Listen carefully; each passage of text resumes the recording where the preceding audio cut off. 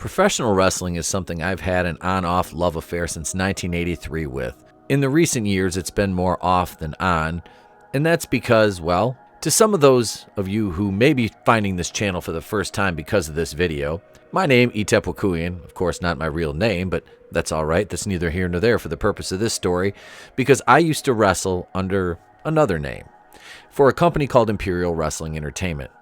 I spent almost a decade in the glorious, disgusting, wonderful, dirty, backstabbing, conniving, narcissistically driven business that is professional wrestling. It's a business that took more from me than it gave me. But what it did give me, it'll never leave, and nobody can ever take it away. Because I got to live my childhood dream.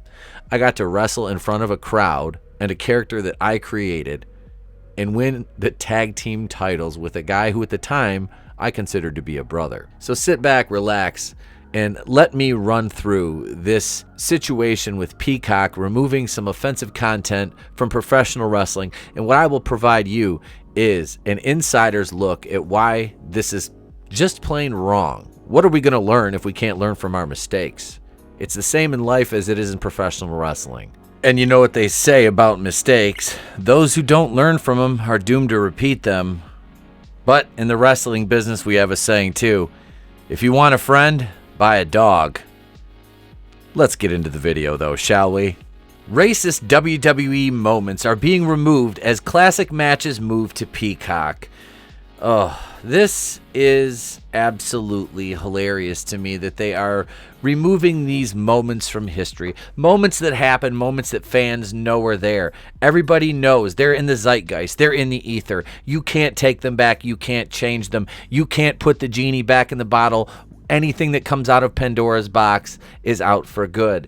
Let's look at this article from The Hollywood Reporter, and I'll give you my thoughts. Of course, we have a couple of these to go over. Then I'm going to talk about a few instances in wrestling history that they talk about in this article, and I'm going to give you my perspective, somebody who is in the business.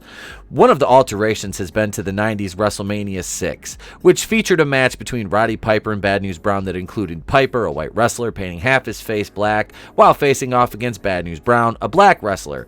I hear bad news. I hear how he's talking about Harlem and how he's proud to be from Harlem, Piper said during the pre-match interview. Now I can stay in here. I can be black. I can be white. Don't make no difference. It's what's inside.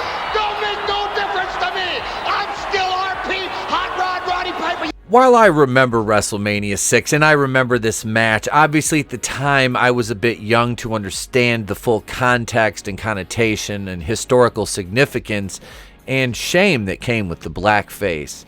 And my mom, I do recall her trying to explain it to me because I asked why he was painted like that. And she explained it to me the best you could explain it to a kid. And I was a bright kid and I kind of, picked up what she was laying down. But I always thought Piper was a good guy outside of the ring. He played a perfect heel. He had success in some movies. Obviously, They Live, one of his best ones. But I didn't think that Roddy Piper in his heart of hearts meant anything vile by this. He was being a heel, and the job of a heel is to make the crowd hate you. And if that was his goal, in this case, people still liked him more than Bad News Brown because he was kind of the baby face here, and Brown was a heel. And to be honest with you, in terms of simply in-ring skill, Bad News Brown wasn't even Roddy Piper's league. It doesn't excuse what Piper did, and Bad News Brown would go on to say that he thought basically Piper was a damn fool for it. It's something that exists, and it's like a time capsule, and it shouldn't have happened. It did, though, and the best thing we can do is acknowledge it, learn from it, and just not make the same mistakes again. To be clear, though, most anything that makes it down to a WWE ring is set on a WWE microphone or done on a WWE pay-per-view, webcast. Any type of WWE media is okayed by Vince McMahon, and that's the way it's been. Outside of Stone Cold Steve Austin, The Rock, and a few other absolute greats who could improv their promos, much the way I learned to do from them, because I was never going to script something when I thought that what's said in the ring should be based off organic crowd response. The ability to improv is lost among some people, and so keep in mind moving forward that all of the gimmicks that make it to the WWE ring are okayed by Vince McMahon. Do you think the standards and practices people from NBC and Peacock will be worried about the storyline from, I think it was 2004, when Vince McMahon used his position of power to basically write himself into a storyline where he had an affair with Trish Stratus while his wife Linda was in a coma? I mean, do you think they'll be trying to take that one off of Peacock and out of all record of it existing, except for, well, images that are easily found on Google? Or what about the time that Vince had Trish in the middle of the ring and all he did was verbally berate her, belittle her, demean her, make her feel subhuman, and then make her get on all fours, bark like a dog, strip down to her underwear, which, I mean, by those standards was pretty bad. By today's standards, oof. Or what about that time in the locker room when Trish, well, showed the puppies, as King would say, and Vince took her in his arms? I mean, will they be removing that from Peacock as well, I wonder? Also, if we're talking Vince McMahon-related offensive content, there was this little gem from Survivor Series 2005 as Vince McMahon sat there and talked to John Cena and then said this. Keep it up. And then to walk away with this look on his face on live pay-per-view. Look at him. He looks like an old white guy who just dropped the N-bomb in front of two black employees and knows that there's not a damn thing that they can do about it to him right now because he's the man. He owns the company. Tell me he didn't just say that. Let's be honest, Vince knew he shouldn't have said that. I think he just said it because he was going with the moment, and I have to give all the credit in the world to Booker T for not knocking his teeth down the back of his throat, and I think he would have been perfectly justified in doing it, even if we're going to talk semantics like or context, tone, and intent. It wasn't meant with malicious intent, but not something he should have ever said. Which brings us to another incident, which was, of course, the famous night that DX imitated the Nation of Domination and X-Pac went full blackface. And I'll just speak to this. Waltman knew he shouldn't have done that. It was absolutely wrong. Was it hilarious at the time? God, you know what? If you're going to say you didn't sit back and laugh and go, that's balls, then you did. You might have cringed a little bit because it is wrong, but at the same time, you're like, oh my God, this guy came out here on live television in full blackface, making fun of a man strong enough to literally crush his skull because Mark Henry is a beast, but he is also one of the nicest people I've ever met in my entire life, which makes the whole thing that much more, it's kind of laugh, but don't, tongue-in-cheek almost laughter at this point. But at the end of the day, DX always had those two words. We got 2 words for you. Suck it! Here's one that I wonder if anybody's going to be offended by at all, and that is, ladies and gentlemen, Kerwin White. If you're not familiar with Kerwin White, aka Chavo Guerrero Jr., was a Latino wrestler who was portraying a average white suburban upper middle class white guy. Yeah, dyed his hair blonde, rode to the ring in a golf cart, had all kinds of golf related promos, and as a white guy, I was offended because I don't even fucking like golf. I think golf is the most boring sport on earth. It's pointless.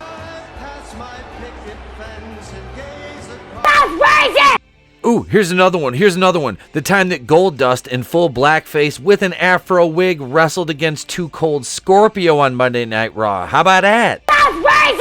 Or how about this one? I got a good one for you. So you remember the time when WWE hired 3 super talented luchadors named Juventud Guerrera, Super Crazy, and Psychosis, and made them ride a tractor to the ring? Wait, no, not a tractor. A lawnmower, a John Deere? No. They called it a Juan Deere. And remember when they made Super Crazy carry a leaf blower and Psychosis wave a Mexican flag while they rode the leaf blower?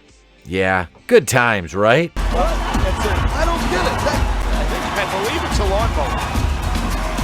The heir apparent to Vince McMahon, Triple H, well, his hands are far from clean as well, as he was part of that DX parody of the Nation of Domination. But more importantly, one name rings out amongst wrestling fans who are in the know, and that is Katie Vick. During an angle with Kane, whom Triple H blamed for the death of Katie Vick. Well, he said he had some footage, and this footage was taken inside an actual funeral home, and we'll look at some pictures, shall we? Yeah, so this angle would see Triple H sneak into a funeral home, which was supposed to be the funeral for Katie Vick, a cheerleader, and I don't know how she ended up being that, but Kane was responsible for her death. Triple H proceeds to smell her underwear, take his pants off, get inside the casket, and shall we say defile the corpse, and then say he... well, you know, her brains out. Yeah, even I was cringing at this, and it's kind of funny because now Triple H is probably trying to play that, well, WWE is a family-friendly company, knowing that he's got these skeletons in his closet. First of all, I want to know why Triple H went to a necrophilia angle with this in a program with Kane, because it seems like there's so many different directions that you could actually take this thing and just avoid necrophilia and using SpaghettiOs in a casket in a real funeral home just for the sake of shock value at a promo. I mean, is it offensive to me? No. Is it a little bit over the line as far as stupidity and how it makes the business look? That's way over the line in that respect. Absolutely. Keeping in mind, of course, that every single one of these incidents has taken place under the ownership, under the leadership, under the micromanaging, always watching, all-knowing, all-seeing eye of Vince McMahon. Yes, Vince McMahon micromanages this company on every single facet of the term micromanagement, and I've heard that from multiple workers who have been with WWE personally. So to think that this somehow slipped through the cracks, any of this, is absurd, and if you know anything about wrestling, then you know he absolutely knew exactly what was going on at all times with every single one of these gimmicks. I mean, this is, of course, the man who did buy up all his competition and proceed to blow himself up in a limousine on Monday Night Raw, just for the sake of ratings. People should be happy that wrestling has evolved as far as it has. It started out as a carny attraction, a sideshow. People in the wrestling business used to speak carny, so the fans didn't know what they were saying. What I mean by all this is that wrestling has a history with being offensive and racist, yes. But does that mean that it's a bad sport? No. Does that mean that all the people that do it are bad? No. But everybody makes mistakes. Nobody is infallible. And I want to close out with a little bit of an article here, and we're going to go over to that right now. This article is called The Rise of the Woke Wrestler. This is from the Overtake.com, and it says the Overtake beta, and I think that they absolutely mean beta in every sense of the word here. Before we get into this article, and the crux of what I want to glean from this, I want you to glean is, I started to see this trend when I was getting ready to leave the business in 2017. Now, I saw guys in the locker room who I never would have pictured being in a wrestling locker room, never being a wrestler, because they were soft as Charmin. And I'm not hard as nails anymore. You know, I don't have to be. But you do have to have some semblance of toughness. And there's a lot of guys that they fake their way through it. And it's like they're just these kids who were told they were special their whole lives and the world needed to change for them. That's who is on your independency now. These guys, and they say woke, and they're trying to make woke like it's a good thing. Like being a normal good person, being A, not being a racist, B, not being an asshole, things of the like, not being a misogynist. That's not being woke or enlightened. That's just being a good person. They want to paint this as if it's so woke to not be a racist. No, it's just being a normal good human being.